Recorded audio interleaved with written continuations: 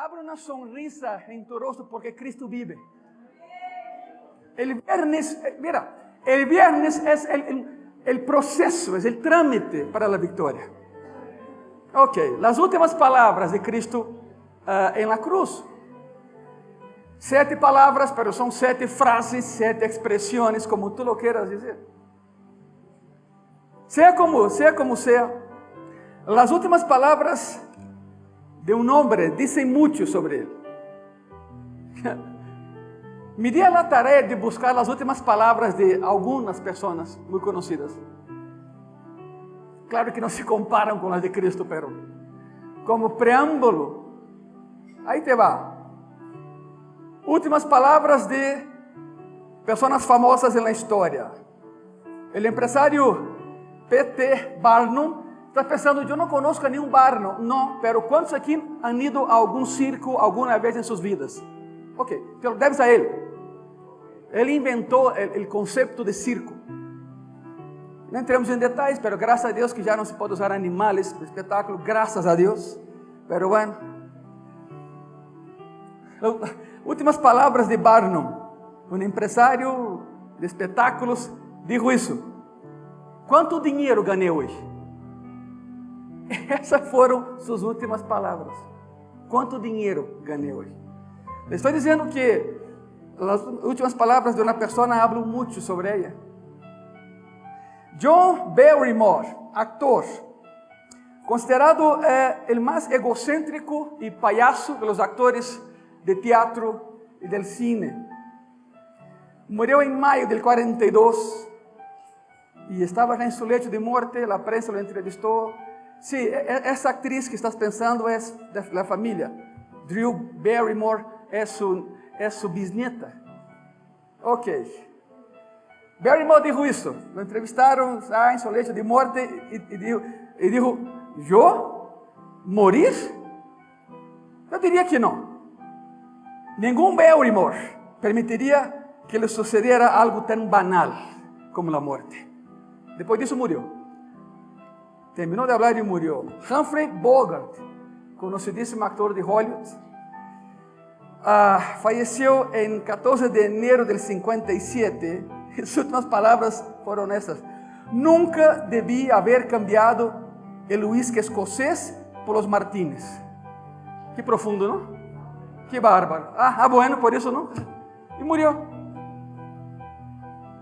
Winston Churchill, primer ministro de Inglaterra, que de verdad detuvo el avance nazi. Si no fuera por él, quizás no estaríamos aquí hoy. Así de sencillo, en libertad de culto. Porque si los nazis hubieran conquistado Gran Bretaña, entrarían por Canadá y bajarían. Pero bueno, Winston Churchill, primer ministro inglés, de 2 reyes y una reina, murió el 24 de enero de 1965. Y sus otras palabras fueron: estoy muy aburrido. Él era conocido por siempre hablar eso: estoy aburrido, ¿qué hay más? Bueno, estoy muy aburrido, y murió. Karl Marx, fundador del pensamiento neoclásico socialista, murió en 1883. Y esas fueron sus últimas palabras. Las últimas palabras son para los tontos que no han dicho lo suficiente en vida. Y murió. Oscar Wilde, escritor, fue perseguido toda su vida por su homosexualidad. Excelente escritor, no hay duda con relación a eso. Pero por ser homosexual lo persiguieron, está enterrado en París. Su tumba recibe más visitas que otras del cementerio. Murió el 30 de noviembre de 1900 y dijo, como era escritor, dijo: o se va mi libro o me voy yo. Y fue él. Y no terminó su último libro. William Saroyan. Estoy seguro que alguna vez has escuchado de William Saroyan, ¿no? ¿Nadie? ¿Quién? ¿No? Ok, ahí te va. William Saroyan, escritor de teatro, cuentos, novelas, ganador de 3 premios Pulitzer. 3, no solo uno, 3. La excelencia de la escritura anglosajona, ¿no? Cuyas obras se destacaron por su optimismo sentimental. Era un escritor tan buscado, pero tan buscado porque tú sabías que sus libros y novelas siempre terminan bien. era muy optimista, era fantástico y es fantástico, ¿no? Entonces, bueno, últimas palabras, murió en 1981. Lo entrevistaron, Associated Press, le hablaron, él ya no podía salir de su departamento, murió en Manhattan, Nueva York. Y entonces, su última frase fue esa: todo el mundo tiene que morir, ya lo sé, pero siempre he creído que sería una excepción en mi caso. Y él dice, ¿y ahora qué sigue? Y murió. Muy optimista, ¿no? Imagínate. Para mí es una excepción. Todos pueden morir, pero yo no. ¿Y ahora qué? Dominique Bourroux, gramática. De todas las citas, esa para mí es la más padre. Escuchen bien eso. Dominique Bourroux, gramático francés, estudiólogo, etnólogo, fonoaudiólogo, murió en 1702. O sea, la gramática francesa que estudiamos hoy es de él. Murió en 1702. Esas son sus últimas palabras. Estoy a punto de, o me voy a morir. Cualquiera de las dos es correcta. Gramática pura, ¿no? Thomas Becket, arzobispo de Canterbury, que murió en 1170, participó de la conquista de Inglaterra. Aparte de ser arzobispo, era guerrero. Entonces empuñó la espada contra el imperio sarco y logró la victoria para Inglaterra. De inmediato le emposaron como la autoridad religiosa de toda Gran Bretaña. Y murió en 1170. Y dijo eso: estoy dispuesto a morir por mi Señor, para que en mi sangre la iglesia en Inglaterra obtenga libertad y paz. Bueno, muy sencillito, muy carismático, muy humilde, ¿no? O sea, que mi sangre dé libertad a Gran Bretaña. Varias citas, varias expresiones, varias palabras. Pero hay un hombre en la historia cuyas últimas palabras no solo nos dicen mucho sobre él, son palabras que nos dicen a nosotros cómo debemos de vivir nuestra vida. Lo que acabé de leer a ustedes hablan de ellos. Pero hace 2000 años, un hombre, Jesús, nacido en Belén, criado en Nazaret, asesinado en Jerusalén, colgaba en una cruz por los pecados de todos nosotros. Y sus últimas palabras dicen mucho de él y dicen todo sobre nosotros, sus seguidores. Siempre les he comentado en Gracia y Paz, las últimas palabras cuentan y cuentan mucho. Son las que quedan. 7 frases. 7 frases. No son palabras, pero así se acostuma llamar, ¿no? Las 7 palabras de la cruz, pero son 7 frases. Fueron registradas de sus labios este día. Y son reveladoras, muy reveladoras acerca de nuestro Salvador y acerca de nuestras propias vidas como sus seguidores. Há um escritor chamado Tozer, um teólogo. E Tozer dijo isso: la cruz, escute que hermoso, la cruz es el pararrayos de la gracia que cortocircuita la ira de Dios hacia Cristo para que solo la luz de su amor permanezca para nosotros. Atrajo la ira santa de Dios. Son pararrayos. Hoy nos encontramos en la luz de ese amor innegable, disfrutando de su calidez y sacando fuerzas para salir adelante contra todo, contra todos, y venga lo que venga en el nombre de Jesucristo. Por eso estamos aquí. Lo curioso, y eso hablaremos el domingo, es otro sermón, pero Cristo apareció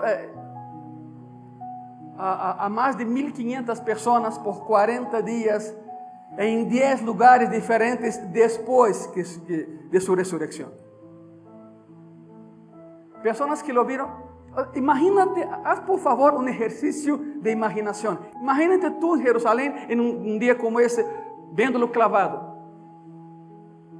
Ahora imagínate en la siguiente semana que alguém se acerca a ti e diz: oye, ¿tú te acuerdas de aquele que foi crucificado? Sí, Está aqui. Como que está aqui? En el mercado. ¿Cómo que está ahí? ¿Estás loco? Ven conmigo. Entonces te arrastran allá y tus ojos ven lo impensable, lo increíble, lo inimaginable.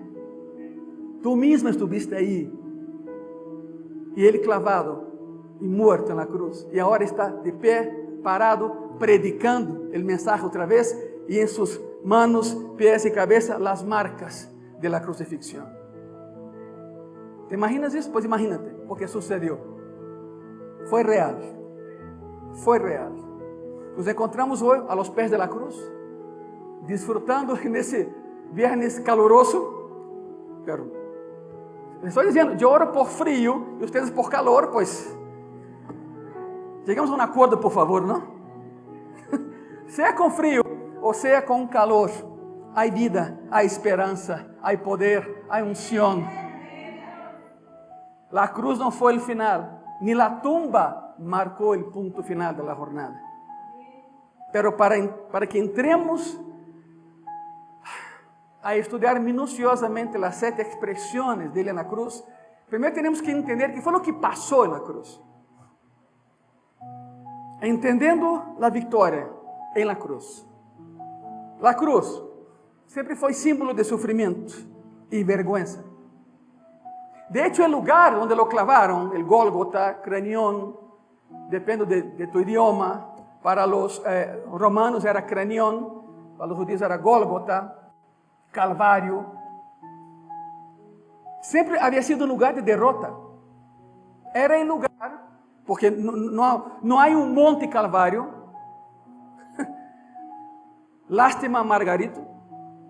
Tú que cantas en el monte Calvario. No hay un monte Calvario. En la Biblia no vas a encontrar la expresión Monte Calvario nunca. Dice la palabra. Fuera de Jerusalén, en una pequeña elevación llamada ¿qué? Calvario. No hay un monte. Las personas piensan que es el Everest, ¿no? Así, ¿no? No hay. Pero bueno, era un lugar de derrota. Ahí se clavaban, ya saben, las cabezas de los enemigos muertos en guerras. Y ahí fue donde David clavó la cabezota de Goliat. Todavía la ciudad se llamaba Jebús, lugar de guerra. David como rey la conquista y la transforma de Jebús a Jehová Shalom, el Dios de paz, y es Jerusalén o Jerusalén, es la misma. David la conquista y cambia de inmediato su nombre para celebrar paz y no guerra. Pues en ese mismo lugar donde estaban las cabezas de los enemigos muertos, ahí David clavó la cabeza de Goliat, que con el pasar del tiempo cae la carne, desaparece eso y queda la calavera enorme y blanca del gigante ahí. Y a partir de ahí el lugar ganó el nombre, la calavera, Cranión, Gólgota. La cruz cambia todo. Cristo cambió un lugar de derrota en un lugar de victoria. Ahí se consumó la victoria de Cristo y nuestra victoria en Él. Se apareció después de resucitado a los suyos, a sus seguidores. Y es por eso que todavía, no quiero entrar en detalles, pero como digo, a los suyos, apareció a los suyos. Convivió después de resucitado con los suyos. Y es por eso que hay una iglesia que todavía lo mantiene crucificado. Porque es la última idea que tiene de Él. Porque resucitado solo apareció a la iglesia, su iglesia. ¿Se quedó claro, verdad? Gracias. Por eso que aquí no hay nada. Está la cruz vacía, símbolo de qué? De victoria. Por eso en el logo de Gracia y Paz hay una cruz vacía, símbolo de qué? Victoria. Aquele que foi crucificado, aquele que foi colocado em uma tumba, não permaneceu nem na cruz, nem na tumba. Não eram lugares dignos de um rei que é todo poderoso. Por isso, ressuscitou, vive e está aqui nesta tarde com nós. Somos os testigos. Entendendo a vitória em la cruz. La cruz é um faro que alumbra a tiniebla. Essa vitória, sin embargo, não é del tipo em que o mundo quer celebrar. Por isso hoje, Si la persona no es cristiana evangélica, hoy hay llanto, hay tristeza, desesperación. No. La cruz es fiesta. La cruz es victoria, no es derrota. La cruz es vida, no muerte. Pero para aquellos que no lo vieron resucitado, lo tienen todavía clavado ahí. Es la última imagen que el mundo tiene de él. Una victoria sobre el pecado, sobre la muerte, sobre los poderes de las tinieblas. Una victoria aplastante, una victoria total. Una victoria que tiene implicaciones eternas para todo aquel que cree. ¿Cuántos creemos? Exactamente eso. Basta mirar a la cruz. Cuando miramos a la cruz, vemos la máxima demostración de amor, el amor de Dios por ti y por mí. Para aquellos que dudan, Señor, ¿me amas? Mira la cruz nada más. Solo mira la cruz.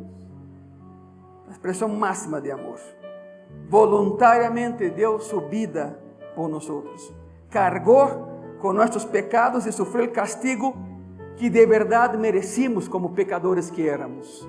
Tomó nuestro lugar.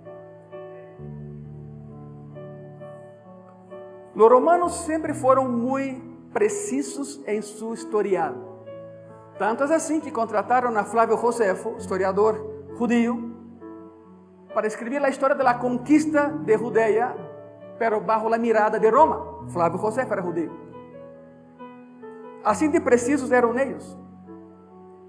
Y hay un relato de la crucifixión de Cristo en las bóvedas del Museo Vaticano. Muy sencillo. Contabilizaban cuántas veces una cruz era usada antes de ese día, cuántas veces la usaron después. Contabilizaron los clavos que se usaban. Eran los mismos una y otra vez. O sea, por favor, no tengas la idea de que los clavos eran limpiados de manera quirúrgica para la próxima sentencia. No, claro que no. Un clavo era usado hoy, se usaba en un año sin siquiera lavarlo. ¿Para qué lavar? Los clavos no eran redonditos como los tenemos hoy, eran cuadrados que parecían clavos de ferrocarril, toscos y algo de punta. Significa que cuando el clavo entraba, destrozaba todo lo que estaba en el camino. Y para que se pegara la madera, era con las dos manos y el mazo. No cree que era un martillito, Eran dos manos y un mazo para que eso entrara a la madera. Todo eso los romanos tenían contabilizado. El nombre de las personas que eran ejecutadas, todo está ahí. Así de precisos eran los romanos. Máxima expresión de amor, de victoria. Y esa victoria nos impacta hoy en día, pasados 2000 años.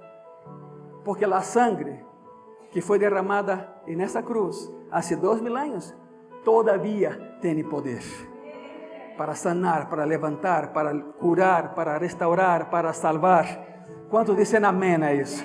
El amén significa estoy de acuerdo, estamos de acuerdo en eso. La historia es esa.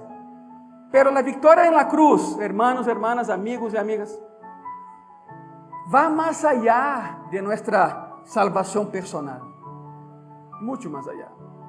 La cruz significa la derrota de los poderes de las tinieblas. Ya no hay ataques. Ya no hay victoria para el infierno.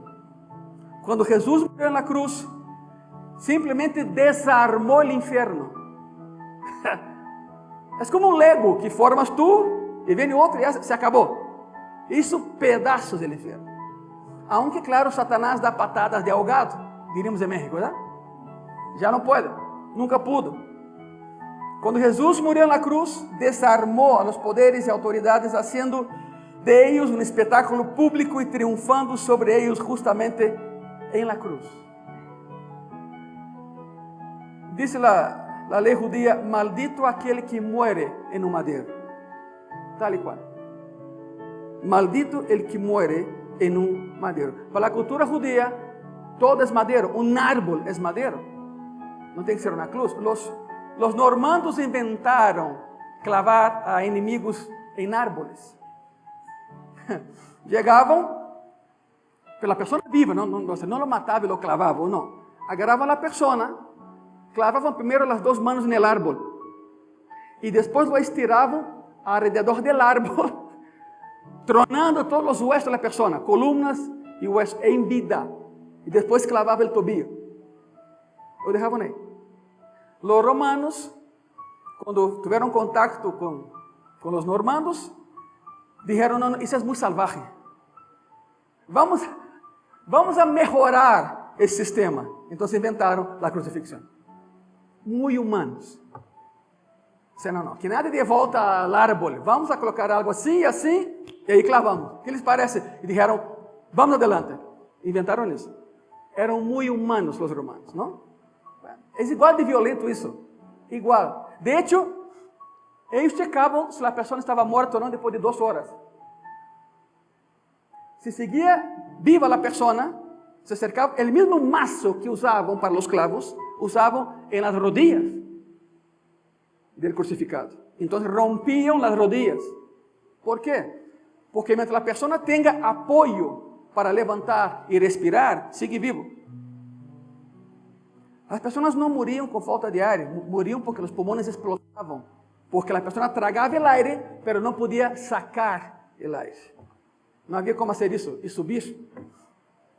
Pero quando foram romper as de Cristo, disseram: já morreu. E a profecia era essa: nenhum de seus huesos será roto, dizia o profeta. E se cumpre a profecia. Não tiveram que romper nada. Ele entregou sua vida quando quis e a hora que quis. Porque Ele é Senhor e amo da vida. Ele controla o que tu e eu nem sequer podemos imaginar controlar. Desarmou o inferno. Essa vitória nos assegura que, independentemente de los desafios que enfrentemos nesta vida, e vaya que hemos enfrentado desafios nesta semana, podemos superá-los mediante o poder que emana de la cruz de Cristo.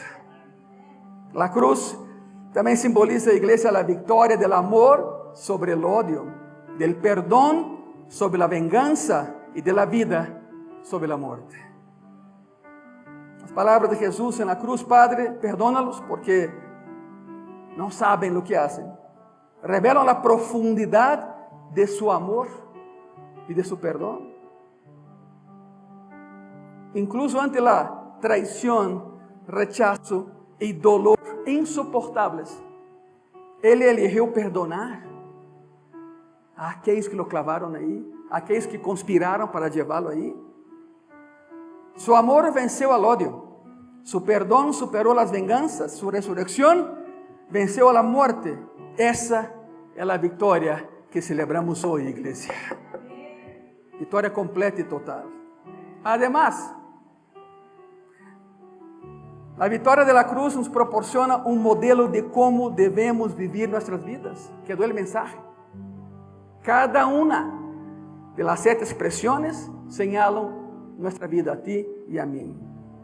El sacrificio desinteresado de Jesús, altruista, diría yo, nos desafía a negarnos a nosotros mismos, a tomar nuestra cruz diariamente y a seguirlo. Es un desafío. Nos llama a vivir una vida de amor, perdón y sacrificio tal y como Él lo hizo. El ejemplo es Él. Nos recuerda que la verdadera victoria no se trata de ganar el mundo, sino de perder nuestra vida a causa de Él. La vida no es tuya, ni mía. Nunca lo fue, nunca lo será. En el día en que Él decida, nuestra vida termina aquí y seguirá allá con Él. La victoria de la cruz fue completa, fue total. Además, la victoria de la cruz nos da esperanza para el futuro. El futuro que tú y yo no conocemos, porque todavía no llegamos allá. Pero el futuro que está en sus manos, no en las nuestras. Gracias a la victoria de Jesús tenemos la seguridad de un futuro maravilloso y de una vida eterna. El paquete es para nosotros. Sabemos que la muerte no es el final, sino el comienzo de una gloriosa eternidad con Él. La cruz nos señala la esperanza de la resurrección, la promesa de un nuevo cielo y una nueva tierra, y la anticipación del día en que toda lágrima será enjugada, en que no habrá más muerte, llanto ni dolor. A eso vamos. Para allá es el camino. En conclusión, la victoria en la cruz es multifacética, diría yo. Antes de seguir, ¿esta palabra existe en español? ¿Multifacético? Gracias. Después de 29 años en México, sigo aprendiendo español, ¿ya ves? Es una victoria sobre el pecado, sobre la muerte.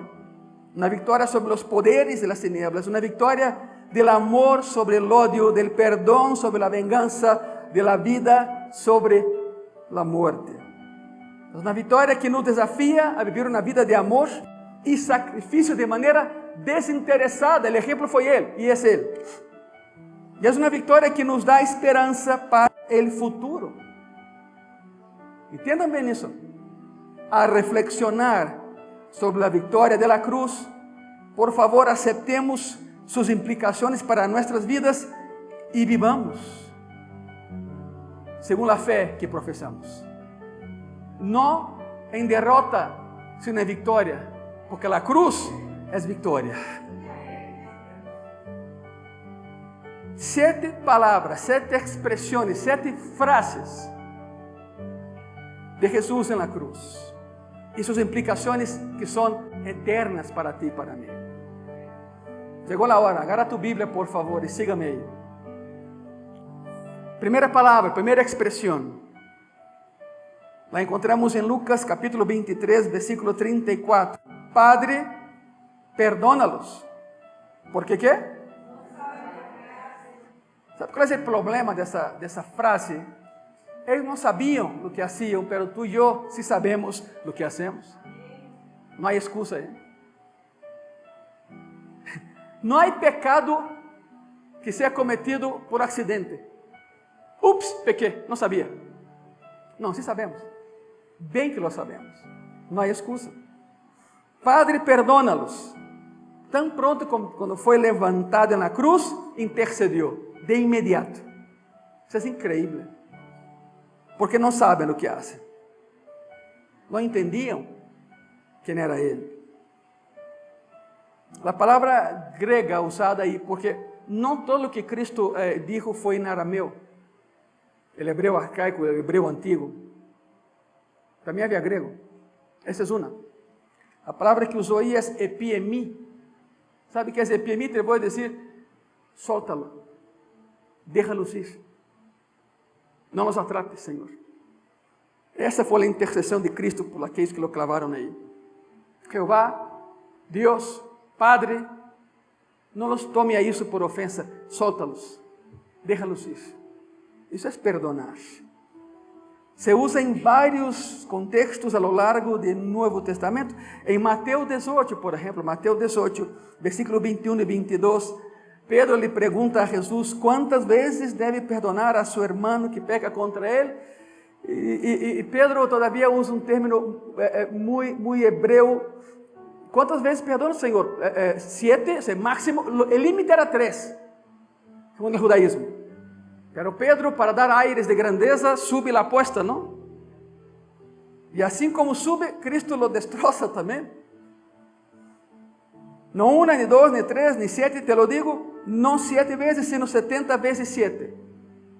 Significa, siempre. Déjalos ir, a pie en mí. Fue la misma palabra que usó en la cruz. Suéltalos, déjalos ir. ¿Sabe por qué, iglesia, hermanos, hermanas, amigos y amigas? Porque una vez que alguien te agrede y no perdonas, hay una sola persona que sufre, tú. La persona que te lastimó, así hacemos en Brasil, ¿no? Es que no importa, se va por el mundo dañando a otros y a otras, y tú toda la vida encadenado o encadenada a la falta de perdón. Por isso é epiemi, perdona e solta-lo. Ser feliz. Não podes cambiar o passado, mas podes cambiar o presente e lograr o futuro. Perdona.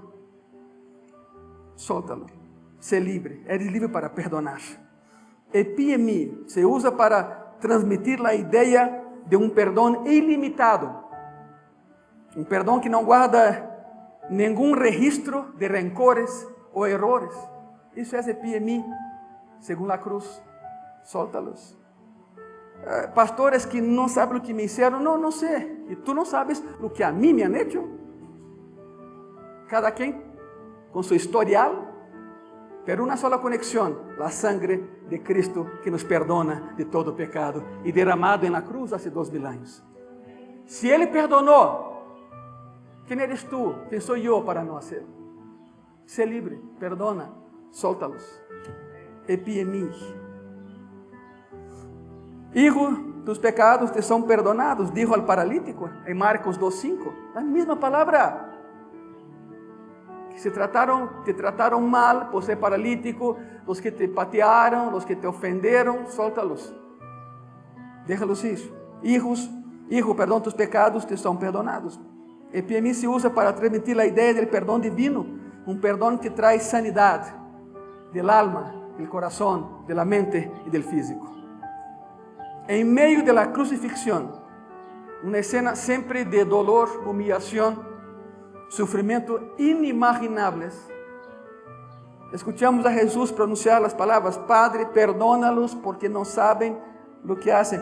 He visto películas sobre a crucifixião e sempre ponem a cruz como a 25 metros, não?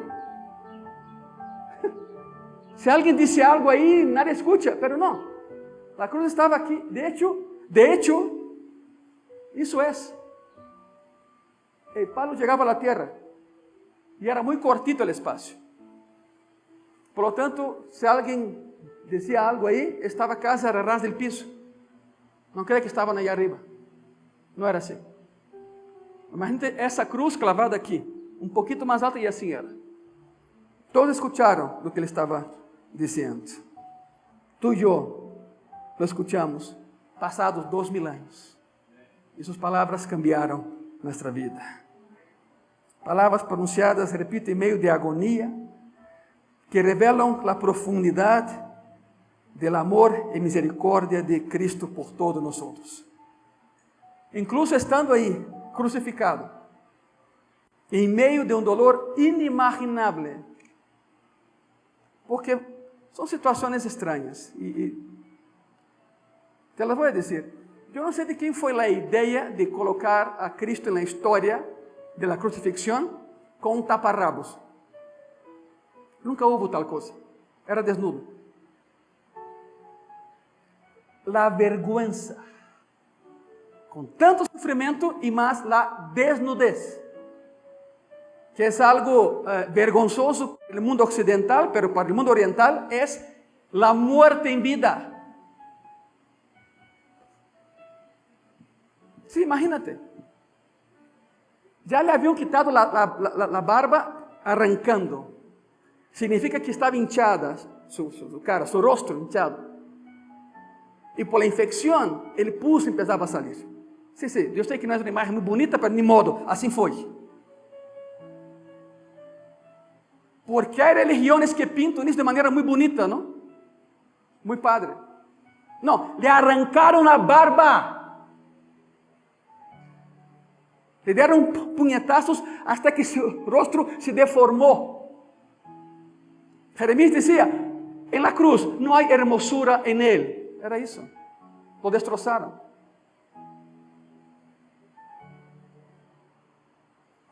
Os látigos romanos, que estavam hechos para infligir o máximo dolor, em la menor quantidade de golpes possíveis. Por isso eram 39. O látigo romano era um palo com 3 tiras, terminando cada tira amarrado aí o pedaço de um hueso ou de uma flecha, ou o que seja, para cortar. Então, quando o romano dava o latigazo, isso entrava em la carne e se agarrava de los órganos internos. E para sacá-lo, não cree que o romano dijo: a ver, tráeme las pinzas e uma anestesia, por favor, porque lo voy a sacar. ¿Sabe como sacavam, não? Se não sabe, te vou explicar. Agarravam a pessoa sendo torturada aí, amarrada. Porque amarravam a pessoa em um palo, com uma poleia lo subiam, e o que buscavam era que a pedra da espalda se estirara ao máximo, para que se rompera mais fácil. Então, venia o romano, e sempre era um romano alto e um romano bajito. O alto azotava de la nuca hasta la mitad de la espalda. El romano bajito, de la mitad de la espalda hacia el tobillo. Eram muito sistemáticos na tortura. E então, tinha que ser 39 heridas. Se o romano perdia a conta e dava outro, 40, e empezava outra vez. 3, 6, 9, hasta 39. Se equivocara, dá latigazo, já pedi a conta, quanto era? Não sei. Bom, empieza outra vez. 3, 6. Então, isso entrava na espada da pessoa, e o soldado romano colocava os pés na espada da pessoa e jalava. E quando jalava, pegado a la extremidad del látigo, salía un pedazo de pulmón, un pedazo de riñón, destruía la persona por dentro.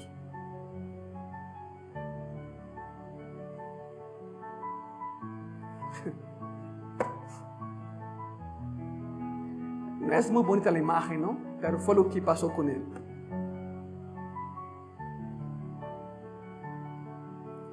Y entonces cuando carga eso, esa cruz, esa, pesa lo mismo que la cruz que cargó él, 96 kilos. Está hecha idêntica a la cruz que ele cargou. De hecho, los que iban a la cruz sempre cargavam el patíbulum, que está aí arriba, el travesaño horizontal. Patíbulum é o nome. Só lo cargavam nisso. Pero acuérdese de algo. La cruz não era para ele. Para quem era a cruz? Para Barrabás. Tão malo, pero tão malo. E de novo, tão malo, que os romanos disseram: sabe o quê? Que esse cuate cargue todo. Foram allá, arrancaram o palo vertical, amarraram um no outro, que cargue todo. E ó, surpresa, não lo cargou ele. Ni tú ni yo. La cruz era para nós. Quem la cargou foi alguém que nunca deviera ou deveria de haver cargado. Não havia pecado nele, se hizo pecado por nós. Então, imagina a cena. A cara deformada com punhetazos, pus salindo por todo lugar. Le clavaram uma corona. A corona foi hecha com uma espécie de espinas que solo se dá allá.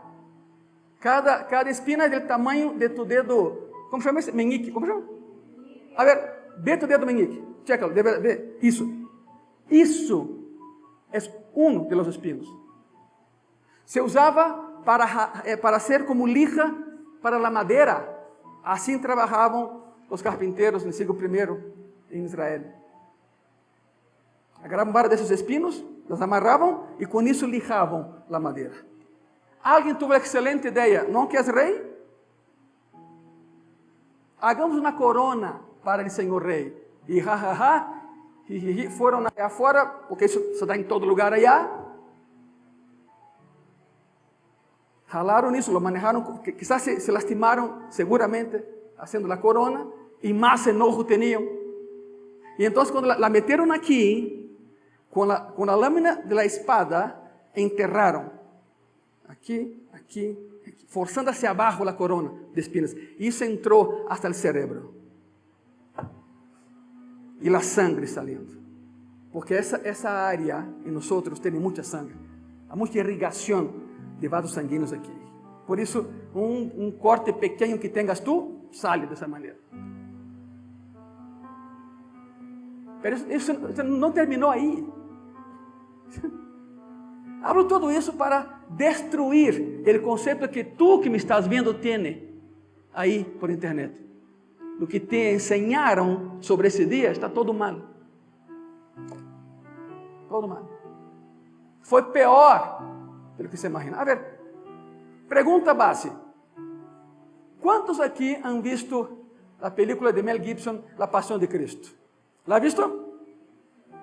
Olvídenla. Foi pior do que aparece aí. Muito pior.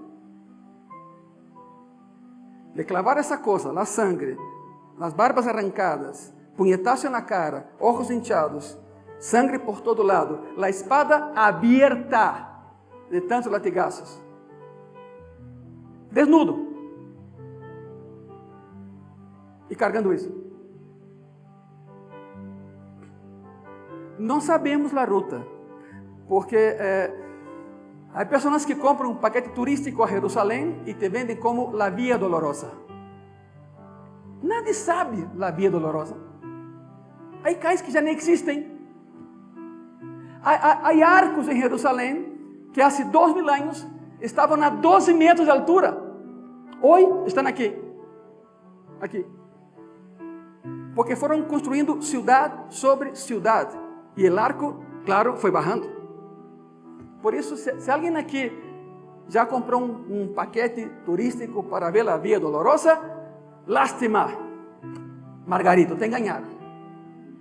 Nunca vamos saber qual é a Via Dolorosa. A ruta não sabemos qual é.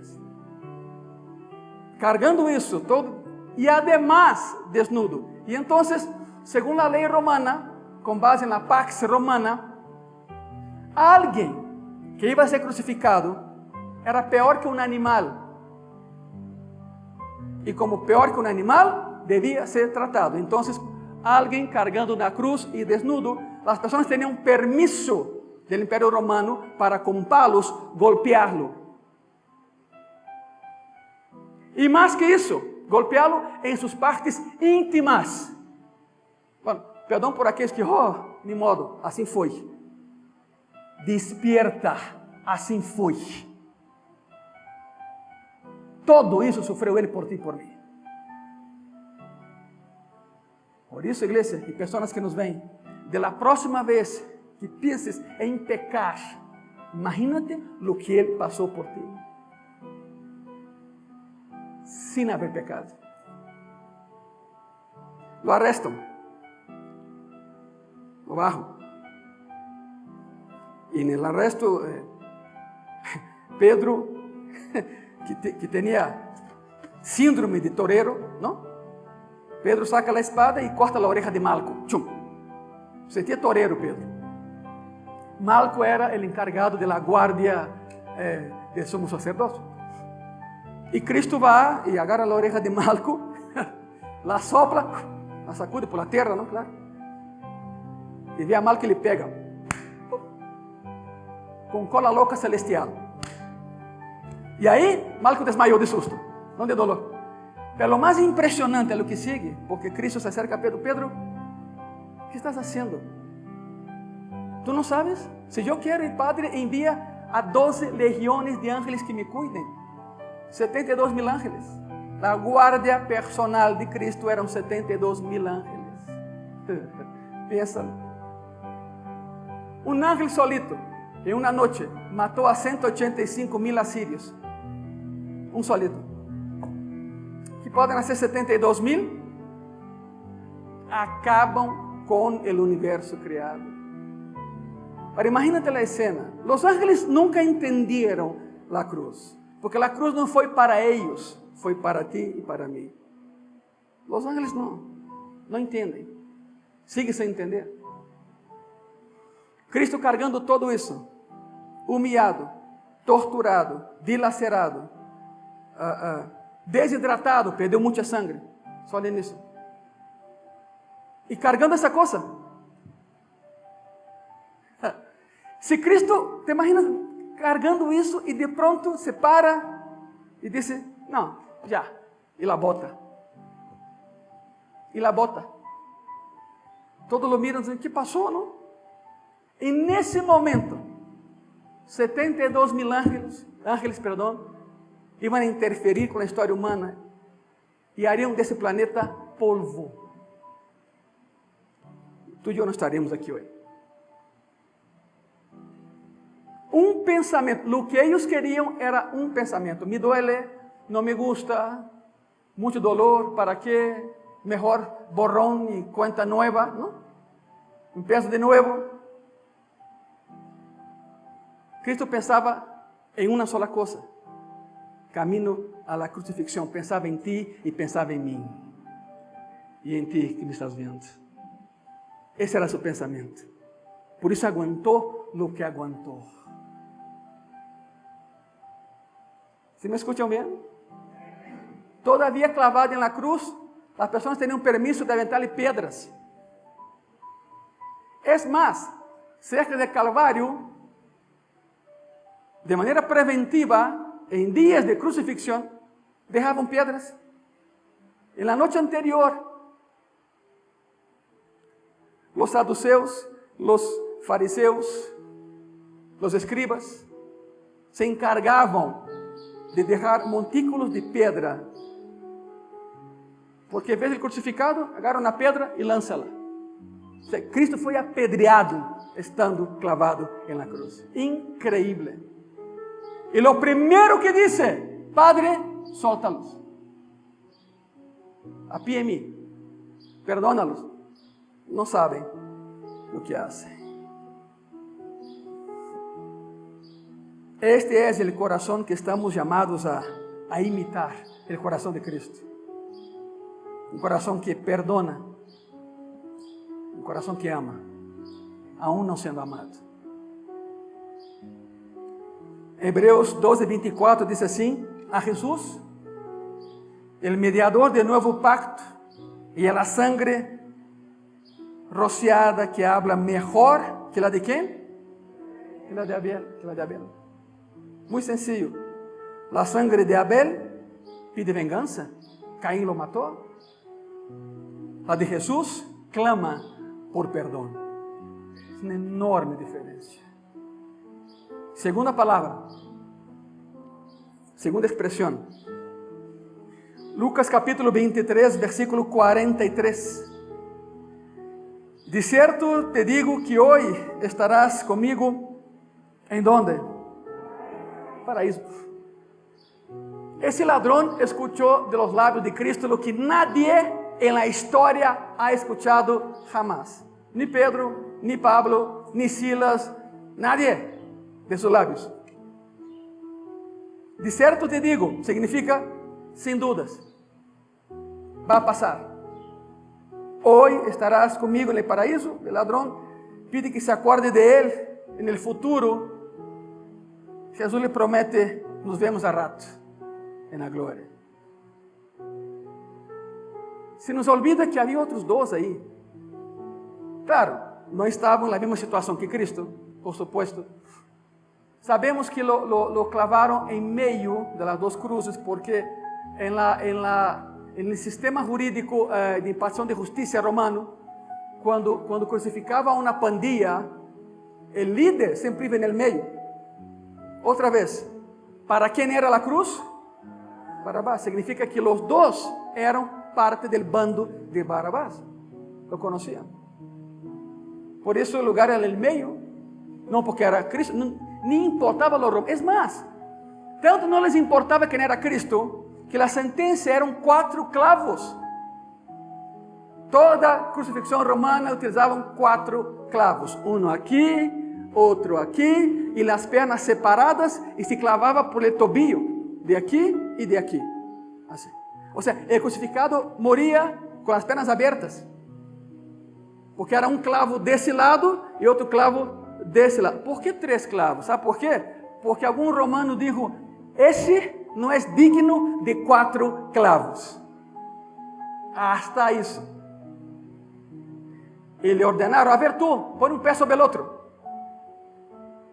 No lo tocaron, era un sucio pecador, que le va a tocar. A ver tú, pon un pie sobre el otro, y ahí va Cristo, con todo el dolor de los 2 clavos, la corona, todo lo que ya saben. esforçando para levantar a perna e passar sobre a outra e colocar assim, para que um romano viniera e com um maço outra vez, el clavo definitivo. El que destroçou o metatarso e todo o demás que havia abaixo. Porque não era digno de 4 clavos. Increíble. Foi terrível. Por onde tu lo veas, foi terrível.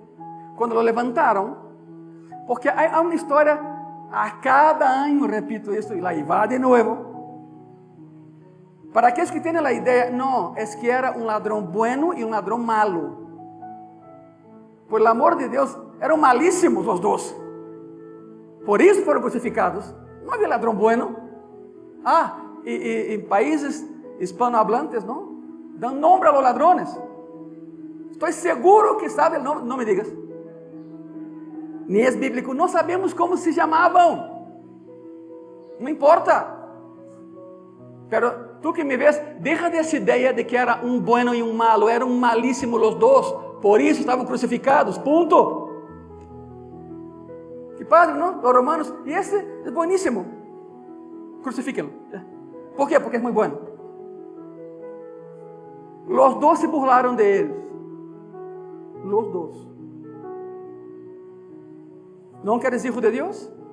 Sálvate, y a nosotros también. O sea, es un plus, ¿no? Dolor físico, humillación pública y burla todavía. ¿No quieres hijo de Dios? Pues sálvate a ti y a nosotros también, a ver. Yo siempre he dicho, en gracia y paz, de donde yo vaya, seguiré diciendo, que la vida cristiana no se basa en cómo tú la hayas empezado, se basa en cómo tú la vas a terminar. No es como empiezas, como terminas. Hubo un momento de lucidez en medio de... Porque los dos eran judíos. De pronto hubo un momento de lucidez en uno de los dos y se agarró de sus últimos minutos de vida. Diríamos en México, su ardilla empezó a girar, ¿no? Y pensó, ¿y si es cierto? ¿Y si ese es mi Mesías? Y cambió. Oye, Señor, hey, Señor, además, el gladio romano, la espada romana, gladio, de ahí viene gladiador. Sí, la película, ya lo sé, pero esa es otra historia. El gladio era usado para la guerra, para defensa, para ataque, y cuando se usaba en un quirófano, tenía el nombre de rompaía, porque era un bisturí enorme, pesado, de 2 filos. Entonces, eso, a la lámina, pero la punta tenía algo muy especial. La punta terminaba en un pico. El gladio romano terminaba con un pico. Também era um arma para perforar escudos. Quando crucificavam a alguém, antes de subi-lo, lhe perforavam um ojo. E ao outro, cortavam essa parte de arriba, metiam na mão e sacavam o globo ocular. Pastor, está feíssimo. Aí assim foi. Não cortavam em nervio óptico, pero o ojo quedava colgando. Se a pessoa mais ou menos vislumbrava algo, pero o outro ojo perforado, para não encontrar o caminho de regresso depois de morto. Aí vai a tradição romana. Por isso, o outro lhe gritou: "Ei, tu, Senhor!" E como pudo, Cristo se voltea. Um ojo perforado, la sangre, e o outro sacado.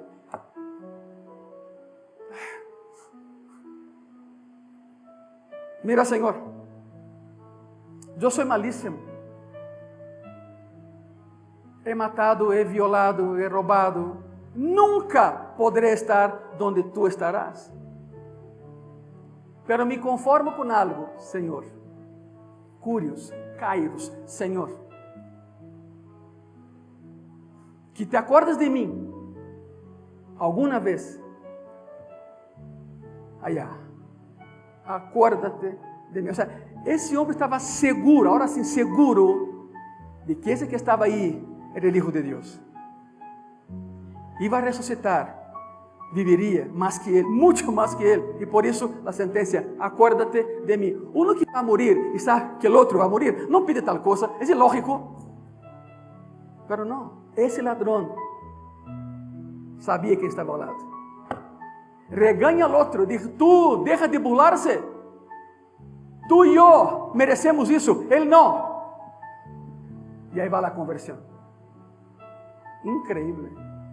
Señor, si algún día es posible, pues acuérdate de mí. Y escuchó lo que no esperaba escuchar, lo que nadie ha escuchado jamás. No, hijo, de cierto te digo que hoy mismo estarás conmigo en el paraíso. Hoy mismo. Entonces, iglesia, llegando al cielo, van a haber dos personas con marcas de clavos. Porque sí, ese ladrón está allá. No te confundas llegando allá, por favor, lo abraza. Señor, no soy yo. Él está allá, mira, del otro lado.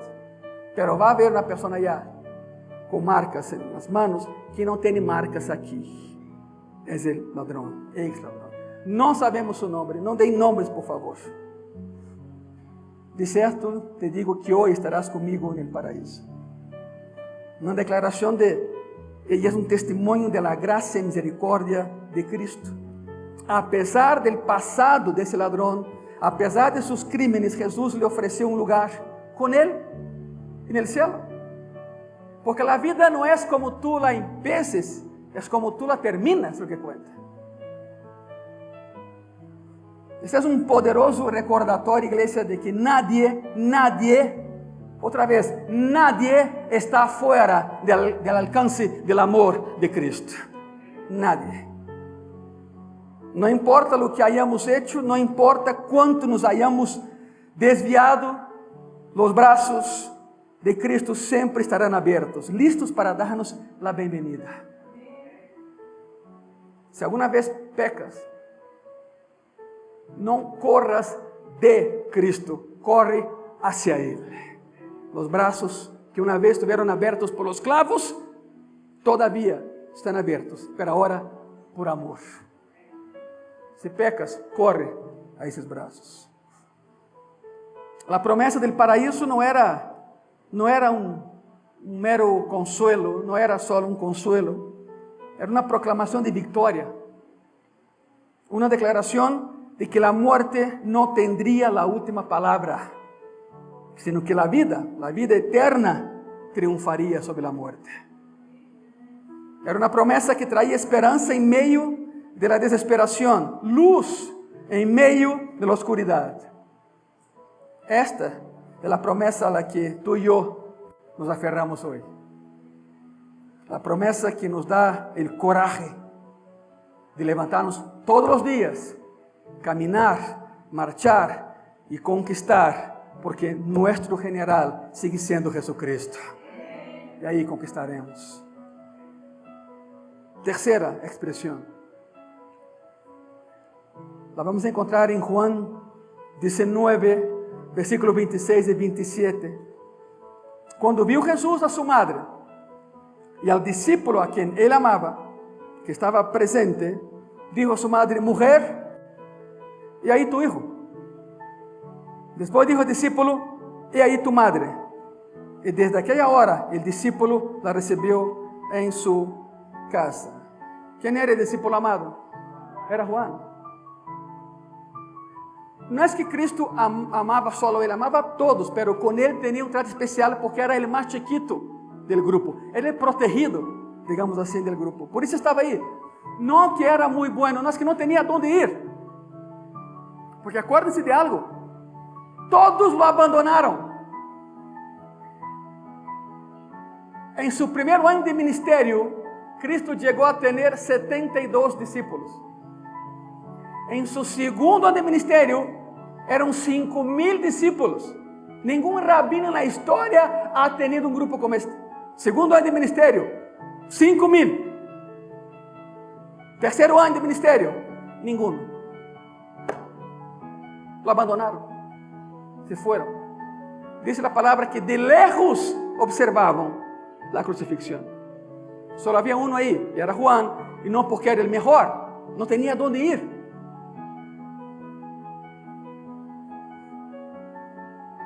Los enemigos no eran los únicos espectadores ahí frente a la cruz. Algunos de sus seres más queridos también estaban ahí. María.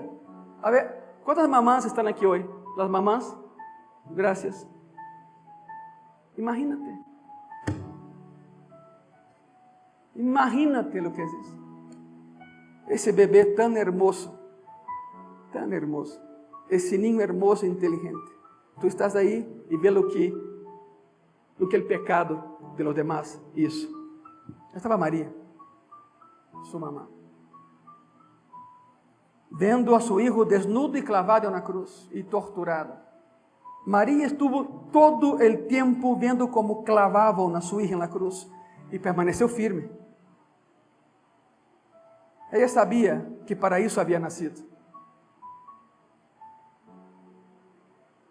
Por más terrible que sea eso, ella sabía que para isso havia nascido. Jesus se dirige a ella como mujer. Em nenhum lugar vas a encontrar que le hable de mamá ou eimá em hebreu. Eimá. Em nenhum lugar. Sempre é mulher. Isso indica que Jesus era para Maria muito mais que um hijo. Era su Salvador. E ela lo sabia. Lo que Jesús hace es proveer para la vejez de María.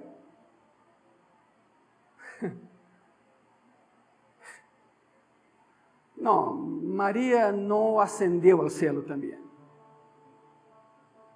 Está allá, claro que está allá, pero llegó después que murió. Si fuera Dios, lo bajaría de la cruz. Si tuviera el poder, los años para ella no serían nada. Nunca iba a envejecer. Por eso Jesús en la cruz provee a su mamá un hogar. Juan, cuídala, porque va a envejecer. Pasará por los dolores de la vejez. Va a necesitar de un bastón y de un hombro. Juan, ahí está tu madre. Mujer, ahí está tu hijo. Cuídense mutuamente. Aún estando clavado, proveyó, o sea, se preocupó. Se preocupó. La gran pregunta aquí es esta.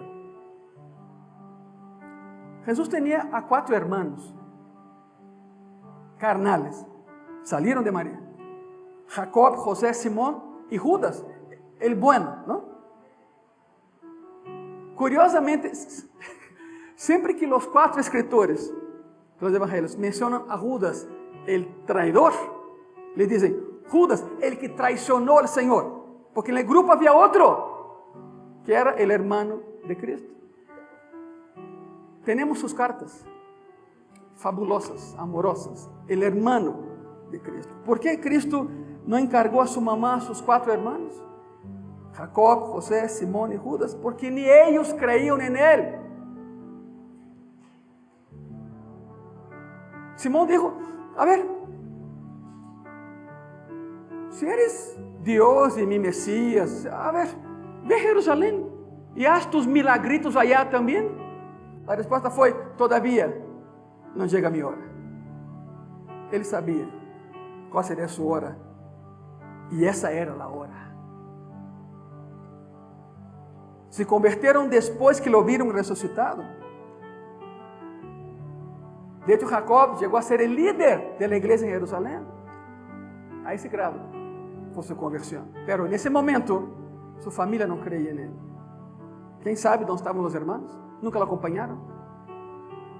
Y después que lo vieron resucitado, la cosa cambió. Imagínate, ahora, ¿cuántos aquí tienen hermanos y hermanas? Ok, yo tengo un hermano y una hermana. Está mi hermana mayor, se llama Marilac, Luisa de Marilac, su nombre. Mi hermano del medio, Eugenio Pacelli, es mi hermano. Tu cuñado, ¿no? Cuñado. Después nací yo. Somos tres. Ahora, imagínate la escena. Jacob, José, Simón, Judas dizendo, a ver se entendo, tu eres meu irmão maior e resulta que eres mi Messias? ¿Es en serio? E Cristo, como te explico? Claro que não lhe creyeron. Aquele que se sentava com eles na mesa, que compartiam o pão, aquele que ajudava no taller de carpinteria de José, su papá. A ver, hijo, ¿eres mi Messias? ¿En serio? No. Hasta que lo viram ressuscitado. E aí a coisa cambiou. Por isso, Maria estava sola. Juan estava solo. E Cristo provê para ambos. Em meio de seu sofrimento, Jesus se preocupou por el bienestar de sua mamá. Humanamente hablando. Se la confiou a Juan, segurando-se de que ela seria cuidada em sua vejez. Esse acto de amor e preocupação não foi só um gesto bueno, uma boa ação, não foi só isso. Foi uma demonstração da generosidade de Jesus em meio de tamanho dolor e sofrimento. Incluso em seus últimos momentos, estava pensando em los demás, em ti e em mim, los demás, ponendo suas necessidades por encima de las propias. Este é o altruísmo que estamos chamados, igreja, a emular, a simular, a imitar, mais allá de nosso dolor e nossa necessidade. Quarta palavra, quarta expressão. E antes de seguir, por que não dás um aplauso a Cristo? Eu quero que Ele é digno de todo aplauso, verdade? Ele merece todo o que passou para que tu e eu estivéssemos aqui. Quarta palavra, quarta expressão. Mateus 27, 46. Cerca de la hora novena, ou seja, 3 da tarde. Acuérdense de que a meio-dia se hizo tinieblas. Meio-dia. Ou seja, se tu crees que o meio-dia aqui é caloroso, allá, ¿te imaginas? Desierto. Há um teólogo alemão, me gusta muito a frase que usa, ele dijo, para explicar que se hizo tinieblas ao meio-dia, é muito sencillo. Vendo a desnudez de su hija en la cruz, el Padre tapó el sol con las manos. Que hermoso, ¿no? Si es cierto o no, no importa, pero que está bonito, está bonito. Muy poético. Pero lo que sí es cierto es que al mediodía el sol tenía que brillar con todo su esplendor, el sol de desierto, un calor de desierto y pum, se oscurece. Tanto es así que los pájaros se guardaron. Os animais se esconderam, o vento não soplava, nada se movia, porque o Criador estava para morir víctima, de la criação. A natureza sabia, todos sabiam. Em meio de dolor, a hora novena, 3 da tarde, Jesus clamou a gran voz, dizendo, Eli, Eli, lama sabachthani. Os que estavam aí dijeron, mira, está clamando por el profeta. Os romanos não entendiam, está clamando por Eli. Elías, el profeta. Não era isso, verdade? Isto é, Deus mío, ¿por que me has desamparado? Mismas palavras do Salmo 22. Profético foi Davi quando escreveu isso. Mismas palavras. Um lamento de Davi, pero que adquire uma profundidade, um significado enormes. A ver, Deus abomina o pecado, pero ama a quem? Muito bem. Quando tu e eu pecamos, espero que não lo hagas, pero bueno, sentimos que algo se perde. Pecamos e já nem dormimos, a comida não tem sabor, por algo que hicimos y que no estuvo bien. Nos quita la paz. Ahora, imagínate esa sensación multiplicada 7 billones de veces sobre una sola persona. Para que entienda lo que Él pasó en la cruz. El Padre no lo miraba, porque sobre Él estaba el pecado de toda la humanidad, pasado, presente, futuro. Si por algo que hacemos nos sentimos mal, ahora imagínate eso y multiplica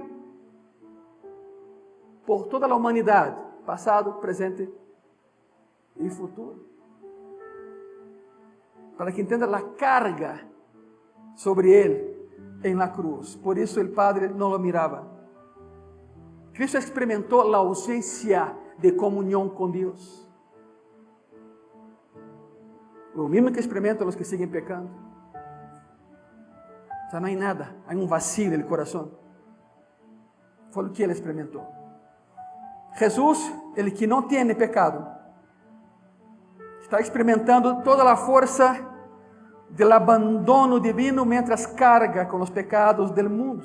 No se trata de un grito de desesperación, sino de una declaración de solidaridad con todas las personas que alguna vez se han sentido abandonadas por Dios.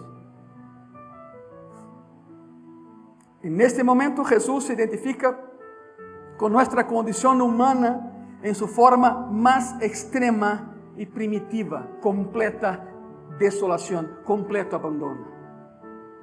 Padre, ¿por qué me has abandonado? El grito de Jesús también revela su humanidad, 100% Dios y 100% hombre. No es un Dios lejano, sino un Dios que ha experimentado toda la gama de emociones humanas. Dice la palabra, fue tentado en todo, sin pecar. Sabe lo que es sentirse abandonado, gritar de angustia, sentir el aguijón de la traición de las personas que más amamos. Este grito de la cruz, iglesia y personas que nos ven, es un poderoso recordatorio de que Jesús no está alejado de ningún sufrimiento, sino que está íntimamente familiarizado con todo lo que tú y yo hemos pasado. Él sabe. Él sabe. Mientras Cristo colgaba de la cruz, llevaba sobre Él una vez más los pecados de toda la humanidad, pasado, presente, futuro. Nuestros pecados fueron colocados en su cuenta y Dios se la cobró. El Padre se la cobró. Cristo experimentó lo que nosotros llamamos de muerte espiritual, que antecede a la muerte física. Él pasó por las dos. Quinta palabra, quinta expresión. Juan 19:28. Tengo sed. Y antes de seguir, hay algo más. Los romanos eran muy dados a mezclar culturas. Era parte de su pax romana. O sea, intentaban asimilar la cultura de donde estaban. Y habían asimilado algo muy curioso, la famosa pitonisa de la suerte, que eran brujas, que leían la suerte de alguien a través de entrañas de animales. Y entonces, según el registro de las crucifixiones romanas, ellos no querían perder tiempo y querían saber cuánto tiempo tenían que estar ahí cuidando. Y era muy común abrir al crucificado en esta área, vivo. Lo abrían, no muy profundo para no matarlo, porque tenía que morir en la cruz. Lo cortaban, metían la mano y sacaban las entrañas.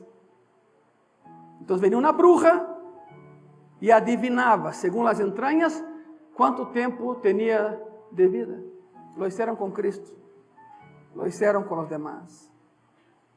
Aparte. Pastores, que leí que perforaron, sí, un costado. Todavía no llegamos allá. Pero la frente estaba abierta. Es muy común en esa época ver la película El Manto Sagrado, ¿no? ¿Ya la vieron? Resulta que ahora todos son santos, y no, yo no vi esas cosas, ¿no? La película es con Robert Mitchum de los años 60, El Manto Sagrado. Entonces, se basa en la historia ficticia de que el manto sobre la cual echaron suerte los romanos tenía poder. No. Nada de milagro ni de poder, era un manto. ¿Por qué echaron suerte? Va de nuevo para aquellos que no estuvieron en gracia y paz en el último año.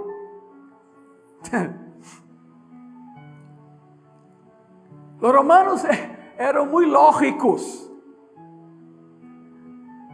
Para llevar a alguien a la cruz siempre era un cuaternario, eran 4 soldados romanos, 4. Un varón judío se vestía con 5 prendas. 5. Estaban las sandalias, el cinturón, la túnica, el talit y el manto. Eran 5. Era un varón, 5 piezas de ropa. Y entonces, por lógica, repartieron la ropa de Cristo entre ellos, porque estaba desnudo, y quedó una prenda ahí, el manto. Y algún romano dijo, ¿sabe qué? No la vamos a cortar, nada va a servir. A ver quién se queda con ella. Entonces, Cristo clavado en la cruz, y los romanos aquí echando dados, echando suerte, sobre quién se quedaría con ese manto. No sabemos quién ganó, pero alguien se lo llevó. Entonces no hay esa historia del manto sagrado. Bueno, regresemos aquí. Tengo sed. Por cierto, el profeta dijo, ¿no? Sobre su ropa echaron suerte. Hasta eso se cumplió. Increíble. Tengo sed. Marcos 15, 23 dice así, porque es un texto paralelo. Y le dieron a beber vino mezclado con mirra, mas él no lo tomó. Era una costumbre, a ver, mírenme aquí, una costumbre humanitaria, ¿no? Otra vez, los romanos, para mitigar el dolor y para que la persona viviera más tiempo, o sea, que sufriera más en la cruz, mezclaban vino y mirra, era un analgésico natural, se drogaban. Entonces daban de beber isso a las personas para não sentir tanto dolor, não gritar tanto, porque lastimava os pobres oídos de los romanos, los gritos de las personas en la cruz, de dolor. Muy delicaditos, ¿no? Muy delicaditos los romanos. Entonces davam vino y mirra. No lo aceptó, porque quería estar lúcido, não drogado. A primeira vista, parece uma simples petição de sed. Oye, tengo sed, ¿me dan agua? Pero es más que isso, mucho más que isso. Quando consideramos o contexto, vemos que essa frase foi muito mais que isso. Jesús es el agua viva, pedindo água. Está expressando sed, pero não só sed física, sino profundo anhelo por la restauração de su relação com o Padre, que nesse momento se había roto. Ríos de água viva, comunhão, contemplação, unidade, se había roto por tu pecado e el mío. Ele lleva os pecados del mundo, acuérdense, el clamor também cumpre a profecia que está en el Salmo 69, versículo 21. Que dice así, me pusieron además hiel por comida y en mi sed me dieron a beber vinagre. Como burla. ¿No quieres vino con mirra? El vinagre se usaba porque los romanos, después que machacaban el clavo, se ensuciaban con sangre. Y el vinagre era usado para lavar sus manos, como para desinfectar todo el vinagre. Tenían un vinagre ahí y dijeron, oye, no quiere. Dale vinagre. como burla. ¿O te imaginas? El rostro hinchado, irreconocible, cortado, lleno de heridas de sangre y todavía le meten vinagre. Es mucho, ¿no? Es mucho.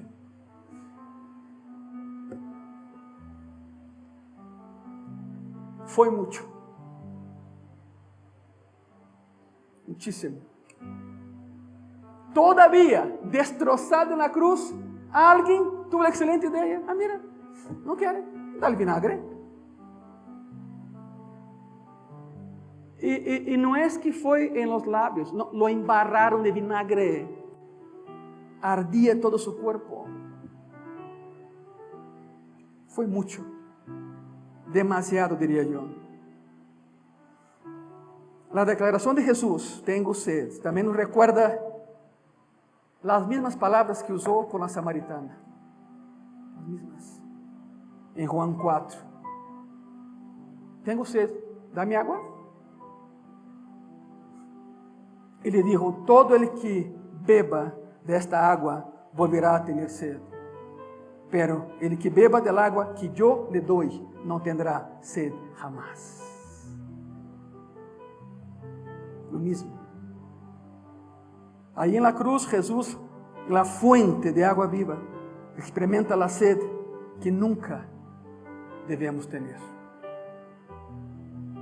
Fue una declaración de la condición física de Jesús, fue un recordatorio de que Jesús era 100% hombre y 100% Dios, y lo es todavía, claro.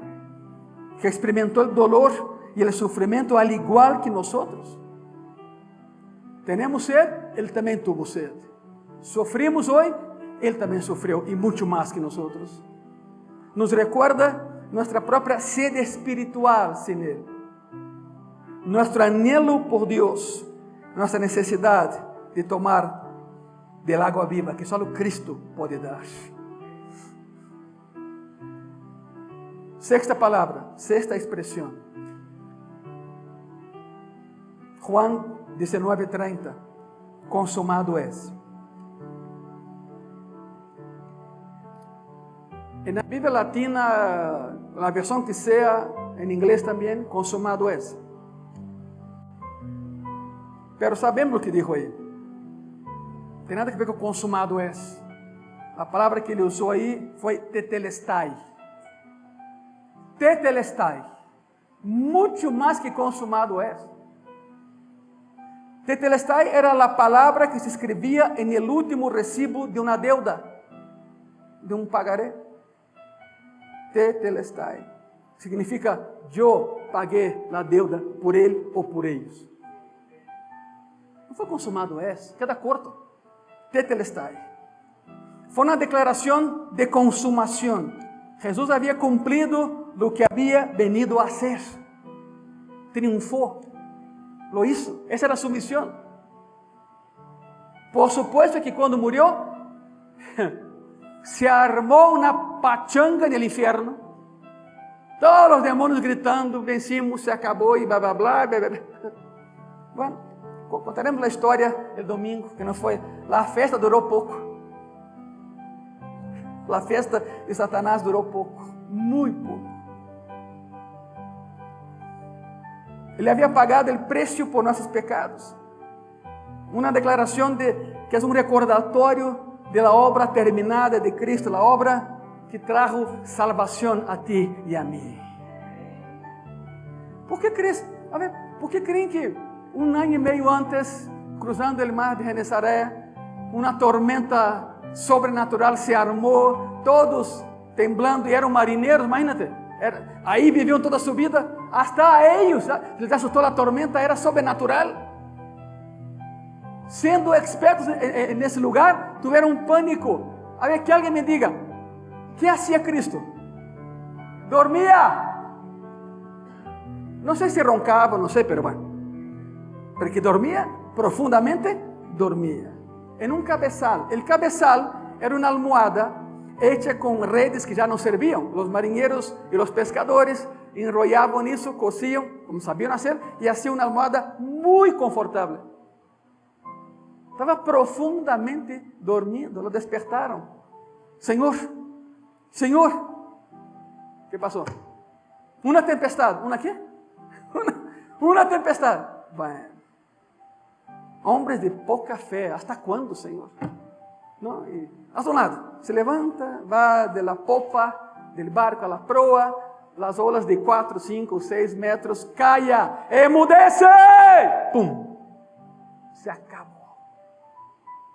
El sistema solar fue más tranquilo, no giró tan rápido, la luna cambió un poquito el eje, la tierra se volteó tantito. El río o los ríos que alimentan el lago regresaron a su cauce, la ola que venía a quebrar no quebró y regresó, y se hizo, dice la palabra, inmediatamente la calma. Y todos asustadísimos. ¿Por qué creen que estaba dormido? Porque él sabía, mi final no será aquí ahogado. Tengo que llegar a la cruz. Y fue lo que hizo. Exactamente lo que hizo. ¿Por qué creen que cuando sanaba a alguien decía, no digas nada? Porque si esa persona diría algo, iban por él. Claro que no lo iban a matar. De alguna manera él haría algo. Como hizo una vez que los propios judíos intentaron aventarlo de un abismo. Y dice la palabra, y llegando al abismo, se dio la vuelta y regresó caminando. O sea, no sabemos qué pasó. Desapareció. No era su hora, ni era el lugar, y ni era la situación. Pero cuando fue a la cruz dijo, tetelestai. Yo, Padre, pagué la deuda por ellos. Y en ese pagaré de la deuda está tu nombre, está mi nombre. Lo más increíble es que, bueno, ni voy a preguntar, pero espero que nadie aquí esté en el buró de crédito. ¿Por qué digo eso? Agradece a los romanos la invención del buró de crédito. Así como los egipcios inventaron la aduana, porque así fue con la Pascua, perdón, el nacimiento, ¿no? Huyeron a Egipto y el precio para entrar era mirra. Dependiendo de tanta mirra que tenías tú, eran los días que pasabas en Egipto. Y como sabemos, cuando estaban de Navidad, me encanta la Navidad, tanto que hasta en Semana Santa hablo de la Navidad, pero bueno, oro, incienso y mirra, ¿no? Pero no 3, no, eran muchos más. Esa gente nunca viajaba de 3 en 3, eran centenas. Entonces era mucho oro, mucha mirra, mucho incienso, a tal grado que quedaron casi 3 años en Egipto. Los de aduana de Egipto, momento, a ver, no es así. ¿Trae mirra? Sí. ¿Cuánto? Y José se voltea, ¿no? 1, 2, contando los camellos. 1, 2, 3, 4, 5, 6, 7, 2,5 toneladas mínimo. 10 años en Egipto pasa. Fue por eso, la provisión de Dios. Esa es otra historia. Pero el detalle todo es que por más que imaginemos el precio que Él pagó, todavía nos quedamos muy cortos. La deuda era muy alta. Por eso en el mar, por eso cuando fueron por Él, lo perseguían y se escondía. No era porque tenía miedo. Simplemente Él tenía que hacer algo porque su hora no había llegado todavía. Él tenía que ir a la cruz. Los romanos inventaron el buró de crédito para las deudas. Dominaban una ciudad y de inmediato colocaban en el famoso ágora. El ágora para el romano era como el zócalo capitalino. Zócalo. ¿Ah? Yo creo que ninguna ciudad tiene un zócalo como aquí en México. Es fabuloso, es enorme. Ninguna. Yo conozco ninguna, pero bueno. Colocavam um palo, um árbol recém cortado aí. ¿Para quê? Bueno, era el buró de crédito. Alguien que tenía una deuda encontraba su nombre ahí. Entonces, supongamos, una suposición. Ahí estoy yo, Ângelo, siglo I en Jerusalén, ¿no? Y entonces me acerco a tomar un café en la cafetería de Marcelino. Gracias. Le digo, Marce, no, mira, no tengo lana ahora, pero mira, mañana vengo y te pago. ¿Qué haría Marcelino? ¿Cómo te llamas? Ângelo de Freitas Coelho. Ahí viene Cohen en hebreo, sacerdote, Cohen, ese es mi apellido. Dios siempre sabe lo que hace, ¿verdad? Dios siempre sabe lo que hace. E então Marcelino, a ver, um momento, quédate aqui, não te me vayas, não. ¿A dónde iría él? Al Zócalo, el Ágora. ¿A buscar qué? Mi nombre. Entonces, clavado ahí, había pedazos de ternera, piel, con los nombres de quien tenía deuda en la ciudad. Buró de crédito. Entonces, Marcelino iría ahí a buscar, a ver no es este. Aquí está. Ángelo, de Freitas, Coelho o Cohen. Pésimo pagador, no le doy nada. Y regresaría, mira, tu nombre está, escucha la expresión que usaban, tu nombre está clavado en un madero. Clavado en un madero. Tienes una deuda. ¿Entienden la conexión ahora de la cruz? Tu nombre, mi nombre, estaban clavados en el madero. Porque había una deuda. Deuda de santidad. ¿Dónde empezó la deuda? Adán y Eva. Venimos de los dos y la deuda pasó de generación en generación. No había cómo pagar. No había cómo pagar. La única manera es que alguien de nuestra especie viviera toda su vida sin pecar, aún siendo tentado, y muriera como pecador por los demás. Había un grave problema, enorme problema. Todo hombre peca. Si yo fuera a la cruz por ti, de nada serviría, porque yo también pequé. Yo pagaría por mi pecado, no por el tuyo. La única persona que nunca pecó, pues es Dios, pero Dios no muere. Y entonces resulta que hermanitos, hermanitas, amiguitos y amiguitas, nuestra deuda era impagable, no había cómo. Perdición eterna. El infierno por herencia, ni modo. Por eso, Dios se hizo hombre para morir por ti y por mí. La ecuación se cerró. Tetelestai, yo pagué la deuda por ellos. Y la cultura judía, maldito el que muere clavado en un madero. Pablo fue más allá.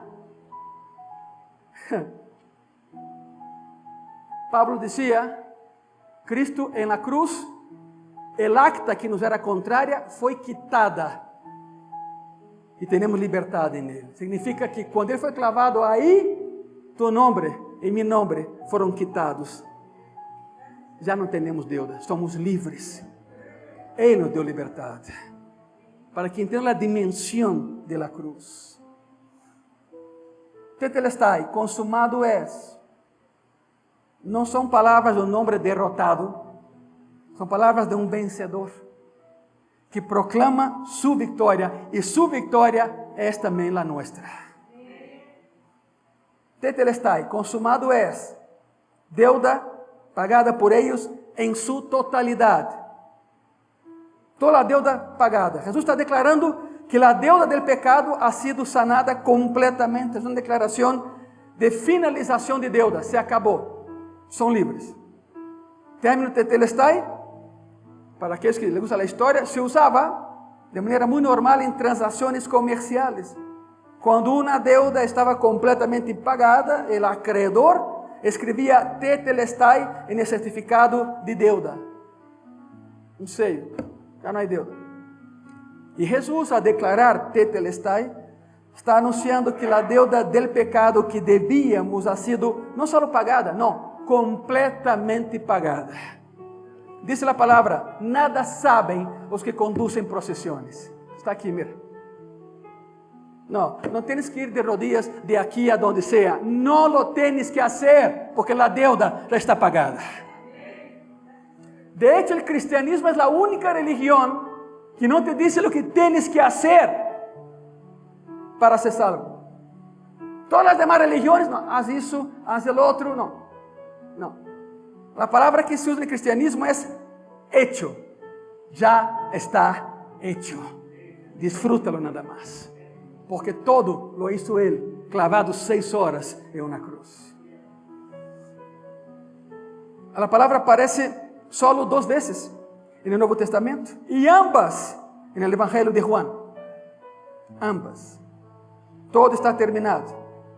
La segunda está en un pasaje que estamos estudiando. La primera es Juan 19:28 y la segunda es esta. En ambos casos la palabra significa finalización de una tarea o de una misión. Cristo dijo, terminé mi misión. Cumplí, Padre. Cumplí. Ahora vamos con un poco de literatura griega para que entendamos la extensión de tetelestai. ¿Y por qué escogió esta palabra entre tantas otras?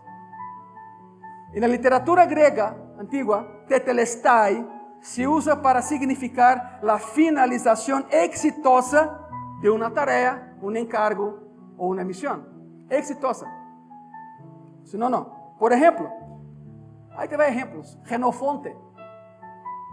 Historiador Xenofonte, un mensajero, según la historia, un mensajero informa a su comandante con la palabra tetelestai para significar que ha completado su misión con éxito.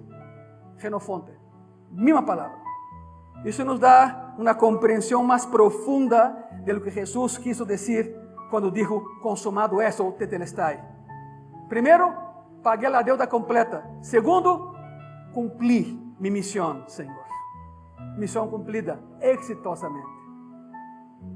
Não só estava dizendo que seu sofrimento havia terminado, porque dá essa impressão, consumado es. Não, queda muito corto. Isso não existe. Não foi assim. Não estava dizendo o sofrimento se acabou, sino que havia completado com êxito a missão para a qual havia venido a esse mundo. Cumpri. Terminei exitosamente, Senhor. E por último, quantos dizem amém? Alguns dizem,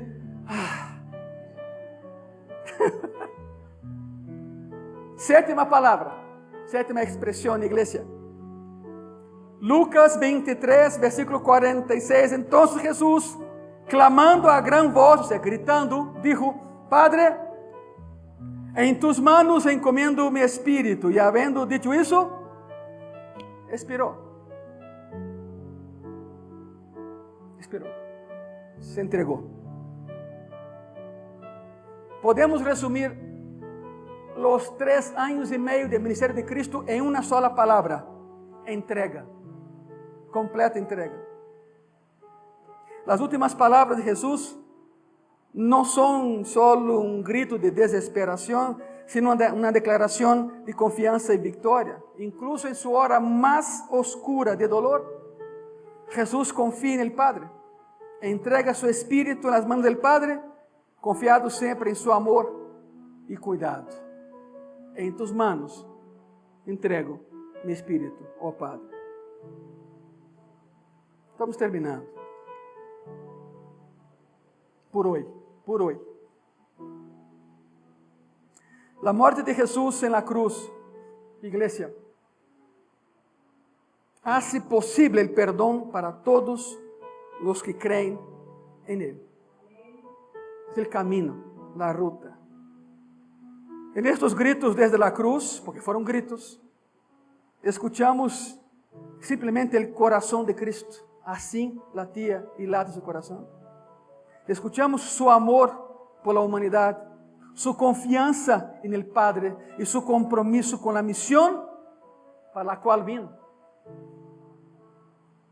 Essas não são as últimas palavras de um homem moribundo. São poderosas declarações del Hijo de Deus vencedor.